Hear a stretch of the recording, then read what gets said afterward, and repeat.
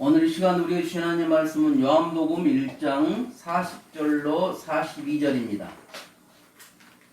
요한복음 1장 40절로 42절 다 같이 한 목소리로 읽도록 하겠습니다.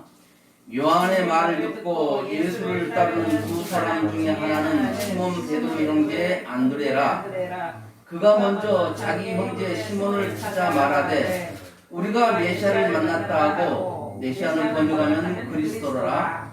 데리고 예수께로 오니 예수께서 보시고 이르시되 내가 요한의 아들 시몬이니 장차 게바라 하리라 하시니라. 게바는 번역하면 베드로라. 아멘. 오늘도 좋은 날입니다. 주님의 사랑과 은혜와 능력과 복주심이 여러분 모두와 함께 하기를 바랍니다. 이 하나라는 것이 참 소중합니다. 모든 것이 하나부터 시작되고 하나가 있으므로 둘이 있고 둘이 있으므로 셋이 있고 하나부터 시작합니다. 즉 하나가 없으면 아무것도 없다는 결론이 되겠지요. 그런 면에서 여러분 한 사람 한 사람, 내 한 사람이 굉장히 중요하다는 사실입니다. 내가 나를 굉장히 소중하게 여겨야 돼요. 나로 인해서 시작되기 때문에 내가 굉장히 나를 소중히 여기고 나를 관리를 잘 해야 돼. 영육간의 관리를 잘 해야 돼. 내가 있음으로써 옆 사람이 있는 거지 내가 없으면 옆 사람이 없는 거죠. 그래서 나라는 한 사람이 매우 중요합니다. 예수님께서 십자가에 돌아가신 것이 누구 때문에요? 나 때문이거든요. 당신 때문이 아니고 나 때문에. 나를 위해서 예수님께서 십자가에 달려 돌아가셨지 당신 때문에 예수님께 십자가에 달려 돌아가셨습니다. 이것이 아니거든요. 당신 때문에 예수님께 십자가에 달려 돌아가셨다 하면 나하고는 예수님하고는 아무 관계가 없는 겁니다. 그래서 나 때문에 예수님께서 십자가에 달려 돌아가셨다는 것이 중요한 것이죠. 그래서 내가 그 예수를 만났다면 이제 그 예수를 전해야 하는 거예요. 오늘 성경에 보니까 예수님의 제자 베드로가 예수님께로 나오는데 누군가가 베드로를 인도해요. 그게 누구냐? 그 형제 안드레라는 사람. 그래 베드로하고 안드레는 한 형제예요. 베드로가 먼저 믿고 자기 형제 안드레를 데리고 온 것이 아니란 말이에요. 그런데 안드레가 예수님 먼저 보고 베드로를 예수님께로 인도했단 말이에요.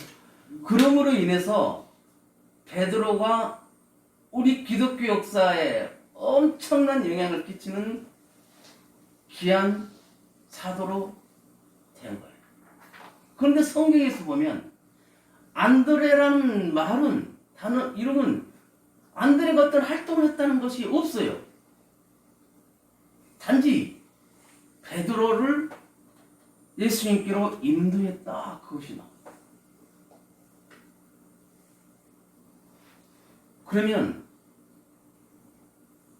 내가 한 영혼을 주님께로 인도한 것이 얼마나 중요한지를 알게 될 것입니다.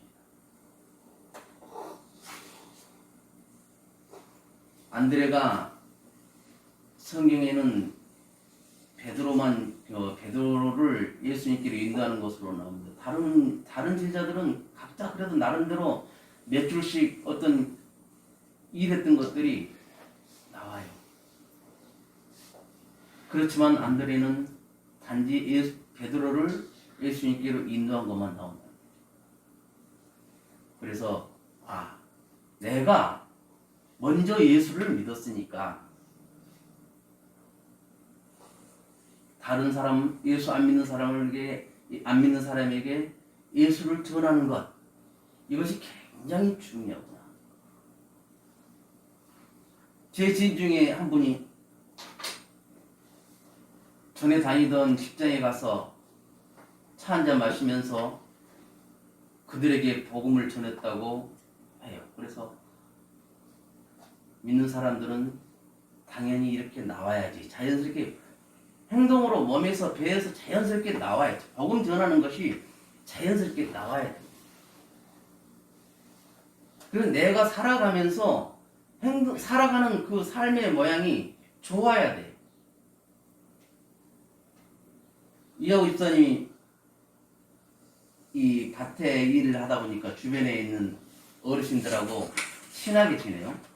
친하게 지내다 보면은 가서 차 한잔 넣어먹고 이것저것 어종도 얻어오고 뭐 얻어오고 막 그렇게 친교를 나누고 있어요. 그래서 저는 기도하기를 우리 이하우 집사님이 저기다가 교회 갑시다 한마디만 딱 할 수 있도록 하나님 담대함을 허락하옵소서. 네. 예배당이 다 안공됐을 때는 아마 이하우 집사님도 그렇게 하리라고 저는 믿어요. 그 사람이 듣든지 안 듣든지 복음을 전한다는 것은 굉장히 중요합니다. 교회라는 것이 믿는 사람만을 위한 공간이 아니란 사실이에요. 믿지 않는 사람도 교회에 와서 아, 교회가 이런 곳이구나. 이렇게 생활하는 거구나. 이렇게 친교를 나누고 이렇게 하는 거구나. 이렇게 말씀을 전하고 이렇게 말씀을 듣고 이렇게 하는구나. 그런 것을 느끼도록 해야 돼요. 그래서 그 사람을 인도하기까지가 굉장히 중요한데 삶의 모본이 돼야 됩니다. 예수님 믿는 사람답게 살아가야 합니다. 구약성경에 보면 이스라엘하고 아람이라는 나라하고 전쟁을 하게 됩니다. 그런데 이스라엘이 졌어요. 이스라엘 백성들을 아람 나라에서 많이 포로로 잡아갑니다. 그때 아람이라는 나라의 총사령관이 누구였냐면 나아만이라는 장군이었습니다. 나아만 장군. 근데 이 사람이 한 이스라엘의 계집종을 여자아이를 포로로 데려다가 자기 아내 몸종으로 살게 합니다. 그래서 그 여자아이가 그 나만 장군 아내의 몸종으로서 이렇게 살아갑니다. 그런데 이 나만 장군이 불치병에 걸렸어요. 그것이 뭐냐? 한센병입니다. 흔히 알고 있는 문둥병, 나병. 지금 우슬로는 이 백신을 맞거나 아니면 발병했어도 그 백신을 투여하면 바로 멈추고 더 진행이 되지 않는데 그 당시에서는 한센병에 걸리면 천형이래. 하늘에서 내리는 병, 저주의 병이에요. 왜? 온 몸들이 점점 썩어 들어가는 겁니다. 그래서 성경에도 보면 한센병에 걸리는 환자들은 전부 다 집 밖에서 살았어요. 일반 공동체 생활을 할 수가 없었어요. 그런데 지금 아람 군대 총사령관인 나만 장군이 한센병에 걸렸어. 그럼 나만 장군도 어때요? 집 밖으로 쫓겨가서 살아야 되는 거야. 그러니까 그걸 감추기 위해서 얼마나 노력을 많이 했겠어요. 그래서 그 여자종이 그 사실을 알게 됩니다. 그러면서 자기 여주인한테 주인님, 이스라엘에 가면 유명한 선지자가 있는데 그 선지자한테 가면 장군님 병을 고칠 수가 있을 겁니다. 그렇게 하니까 어떻게 불치병에 걸렸다면 지푸라기라도 잡는다고 뭐 어떤 조금 정보라도 있으면 다 해보려고 합니다. 그래서 이제 나만 장군이 왕에게, 아람 왕에게, 이스라엘 왕에게 편지 좀 써주십시오.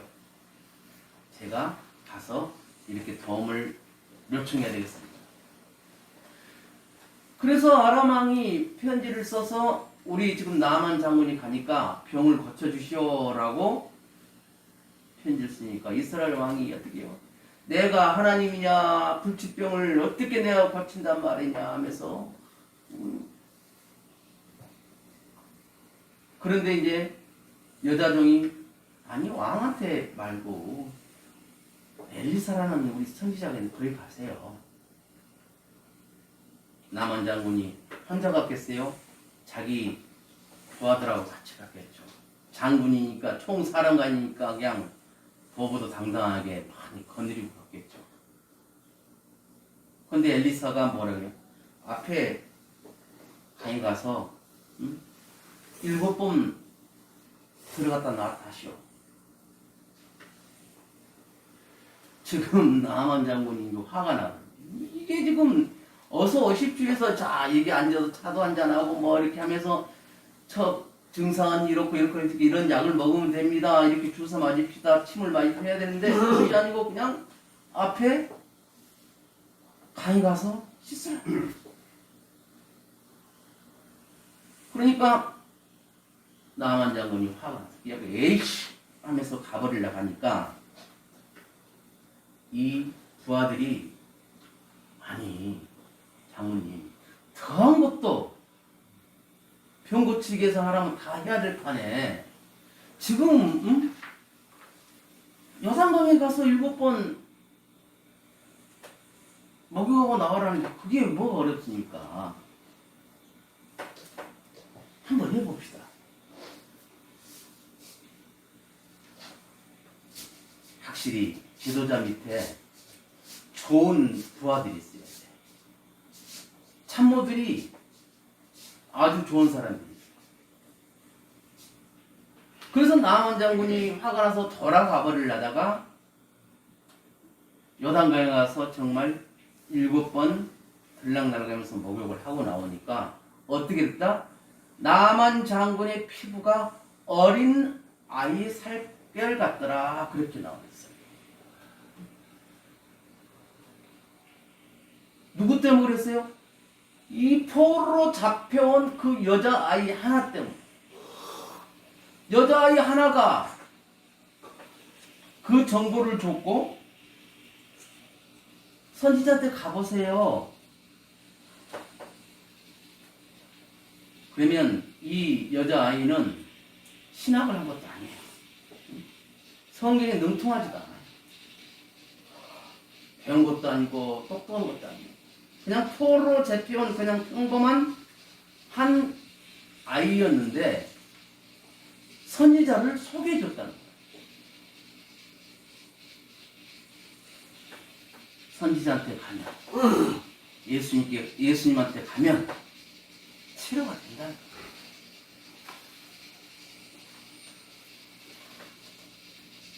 우리 예수님은 치료의 능력이 있습니다.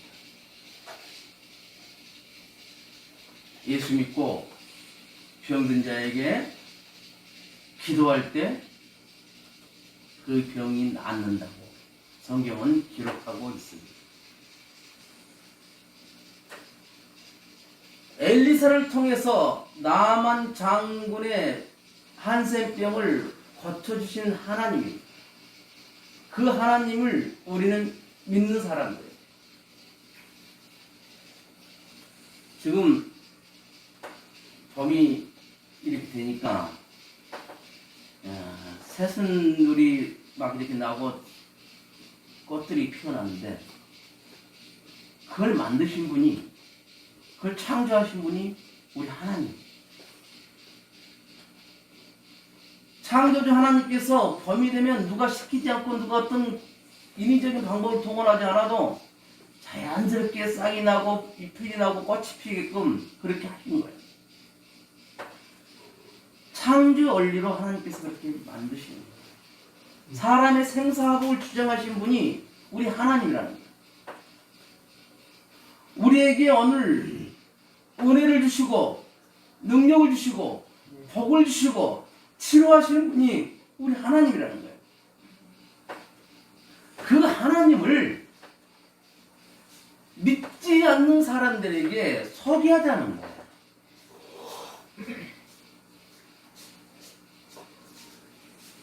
나의 죄를 가지고 십자가에 달려 돌아가시고 3일 만에 부활하신 그 부활의 예수님을 소개하자는 거예요. 그런데 소개를 하려 해도 내가 뭘 알아야 소개를 하지. 그래서 하나님을 제대로 알고 우리 예수님을 제대로 아는 게 중요합니다. 제대로 알지 못하기 때문에 어떻게 해요? 이단 사이비한테 넘어가는 겁니다.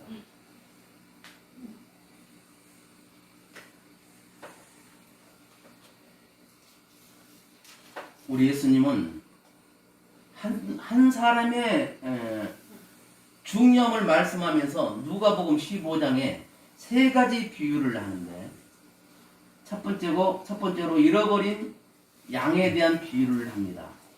양 100마리가 있는데 그 중에 한 마리를 잃어버렸어요. 그런데 양 그 99마리를 놔두고 잃어버린 한 마리를 찾으러 다닙니다. 이것저것 찾으러 다닙니다. 마침내 잃어버린 양 한 마리를 찾았어요. 너무나 좋았어. 그래서 이웃들을 불러서 잔치를 합니다. 우리가 시골에서 보면은 어떤 좋은 일 있고 그러면 사람들을 불러 돼지 잡고 소 잡고 그래서 사람들을 불러 잔치하는 것을 우리들 기억에 있습니다. 요즘 젊은이들한테는 그런 것이 없을 텐데 우리 50대 이상에는 그런 기억들이 있습니다. 근데 이 잔치한 이유가 뭐예요? 잃어버린 것을 찾는 데 방점을 둔 거예요. 잃어버린 양을 찾아서 기뻤다는 거예요.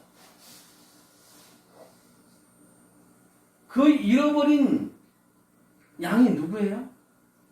세상 사람들. 예수를 모르는 사람들이 잃어버린 양이에요. 그 양을 찾을 수 있도록 우리가 해야 돼요. 두 번째로는 한 여자가 10개의 동전을 가지고 있는데 그 동전 하나를 잃어버렸어요. 그래서 이리저리 아무리 방을 찾아보고 바깥에 찾아봐도 없어. 불 켜고 고생하다 보니까 찾았어. 여기 있다. 너무나 기뻐서 어떻게 해요? 이웃들을 불러서 또 잔치를 해요. 세 번째로는 한 아버지가 아들을 잃어버렸어요. 아들을 찾으려고 다 해요. 그러다가 아들이 돌아오죠. 응? 그 아들이 오니까, 잃어버린 아들이 오니까 잔치를 합니다. 세 비유에서 포인트는 잃어버린 것을 찾았다는데 방점이 있습니다.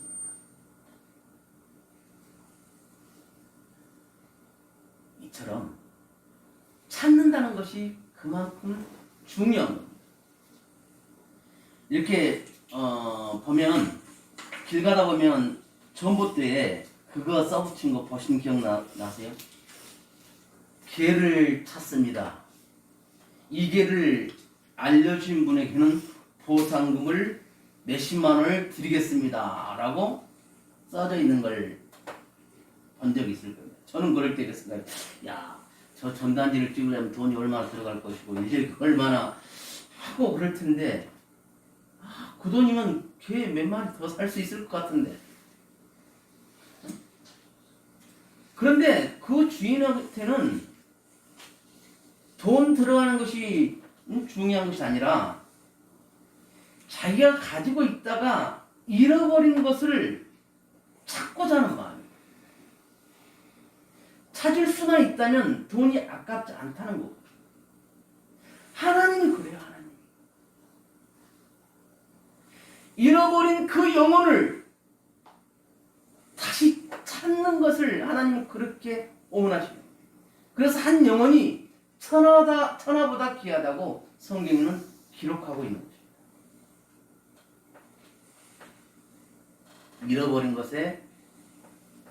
잃어버린 것을 찾는 것에 그 가치를 두고 있어요. 우리 예수님이 한 영혼이 천하보다 귀하다고 그랬어요.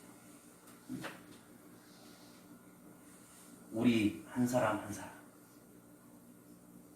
우리 권사님이 기도할 때마다 그래요. 우리 삼촌들 위해서 축복 기도해 주면서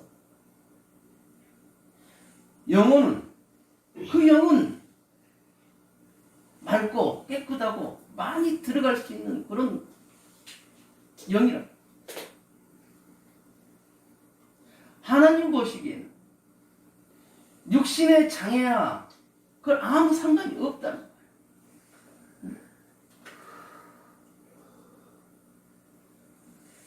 한 영혼 그 가치를 하나님께서는 귀하게 보십니다. 신들러 리스트라는 영화가 있어요. 저는 몇 번 봤는데 우리 삼촌들하고도 한 번 봤는데 삼촌들은 잘 이해를 못해. 어스카 신들러라는 분이 독일 2차 세계대전 때 유태인들이 히틀러에게 엄청나게 학살을 당합니다. 유대인들을 차에 태워서 가스실로 막 보냅니다. 그래서 어쩔 때는 가스실로 다 수용이 안 되니까 큰 구덩이를 땅을 파가지고 그 구덩이에다 산 사람을 버리는 거예요. 마치 우리가 덤프트럭에다가 짐을 싣고 부엌 이렇게 다 부엌을 걸듯이 그러고 묻어버리는 거였어요. 생매장을 시키고. 이렇게 해서 600만 명의 유대인들이 히틀러에게 죽임을 당합니다. 근데 이 신들러라는 분이 사업을 하시던 분. 이분은 독일 사람이에요. 야, 그 모습을 보고 이러면 안 되겠다. 저 유대인들을 구하자. 그러면서 자기 사업하는 것을 차근차근 팔아서 유대인 한 사람한테 그 값을 치우고 빼내고 그렇게 해서 구합니다. 1200 몇십 명을 구해요. 이제 전쟁이 끝났어요. 신들러가 유대인들에게 인사를 합니다. 작별 인사를 하면서 이렇게 말해요. 내가 한 사람이라도 더 구할 수 있었는데 더 구하지 못해 미안합니다. 용서해 주세요. 그때 유대인 한 분이 이렇게 말합니다. 한 사람을 구하는 것이 천하를 구하는 것이라 했는데 당신은 엄청나게 많은 세상을 구했습니다.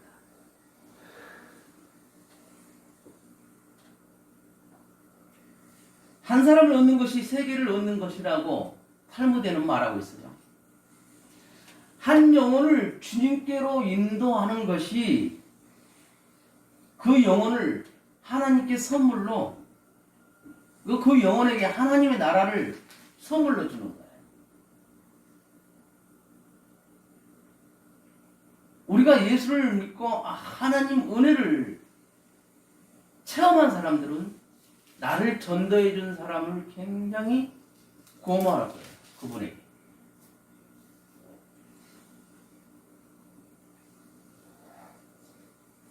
내가 전도에 능력이 없다고요. 능력이 있고 그것이 중요한 것이 아니라 능력이 없더라도 그냥 교회 한번 갑시다. 예수 한번 믿으세요.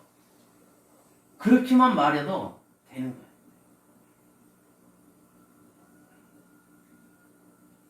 저는 이 우리 쉼터의 봉사자들이 참 많이 오는 편인데 이 봉사자들 중에는 한 70% 이상이 안 믿는 사람들.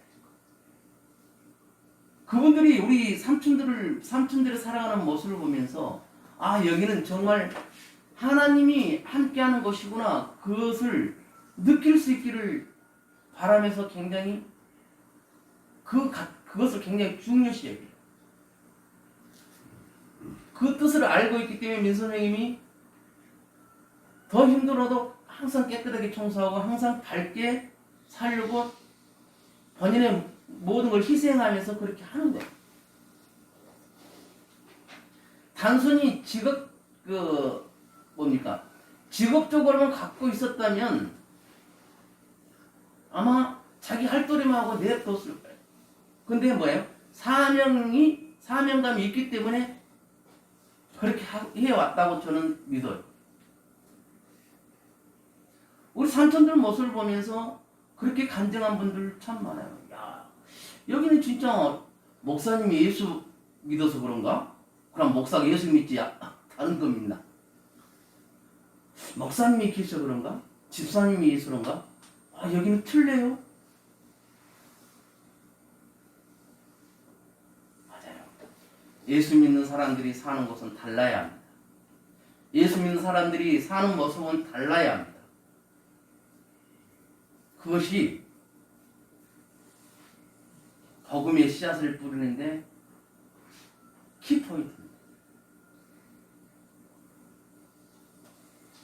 내가 아버지가 있다는 것이 굉장히 중요합니다. 육신의 아버지가 있다는 것도 굉장히 중요하지만 영적인 아버지가 있다는 것이 얼마나 중요한지 모릅니다. 지금 우리 교화와 이집사님하고 손을 딱 잡고 저렇게 예배를 같이 드려요. 항상 아버지가 있기 때문에 그런 거예요. 육신의 아버지가 있는 것도 이렇게 좋은데 내가 진짜 내 영에 대해서 뭘 아는 사람이 영적인 아버지가 있다는 것을 인식한다면 그 끝처럼 좋은 것이 귀한 것이 없습니다. 하나님은 우리 아버지가 되십니다. 그 아버지 되신 그 하나님께서 우리의 생사화복을 주장하시고 우리가 항상 행복하게 살아가기를 원하십니다. 그런데 우리는 그것을 잘 인식하지 못해요.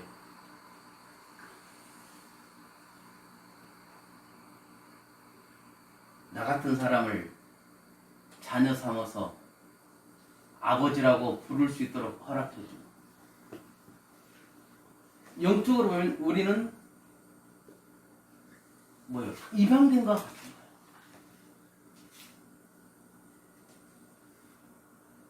거예요. 양자 삼은 것과 똑같은 거예요. 그런데도 아버지라 부르게 하고 법적 효력을 그대로 갖는 것처럼 하나님께서 우리를 자녀 삼아 주신 거예요. 아버지라고 부를 수 있도록 그랬거든요.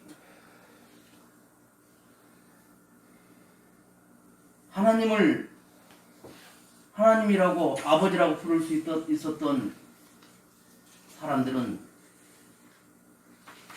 유대인들, 이스라엘 사람들이에요. 그러나 하나님께서는 우리를 자녀 삼아 주셨어요. 그러면서 아버지라고 부를 수 있도록 허락해 주신 거예요. 나한테 아버지가 있다는 거 얼마나 중요한지 모릅니다. 하나님을 아버지라 부를 수 있다는 것이 얼마나 감사한지 모릅니다. 하나님을 아버지라고 아무나 부를 수 있는 거 아니에요. 하나님을 아버지라고 부를 수 있는 사람들은 성령을 받은 사람들만이 부를 수가 있는 거예요. 교회 나온다고 그냥 하나님을 다 아버지라고 못 부릅니다. 안 나와.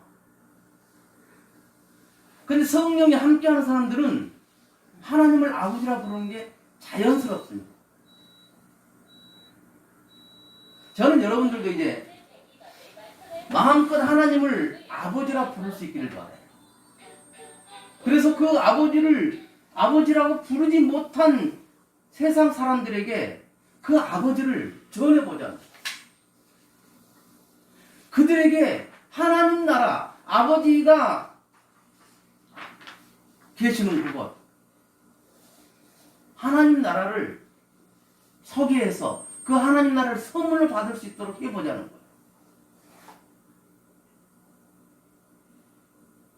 하나님 소개하고 하나님 소개하는 것에 뭐 어떻게 하지? 두려워하지 말고 그냥 담대하게 할 수 있기를 바랍니다. 그게 어려울 것 같지만 한 번 해보면 할 수가 있게 됩니다.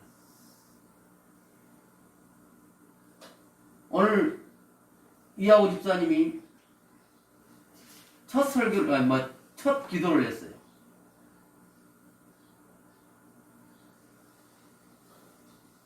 앞으로 기도할 때 덜 떨 겁니다.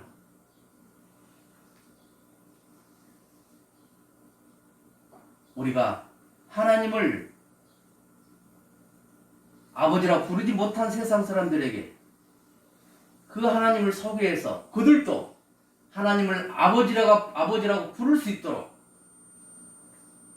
그래서 같은 천국 백성으로서 하나님의 자녀로서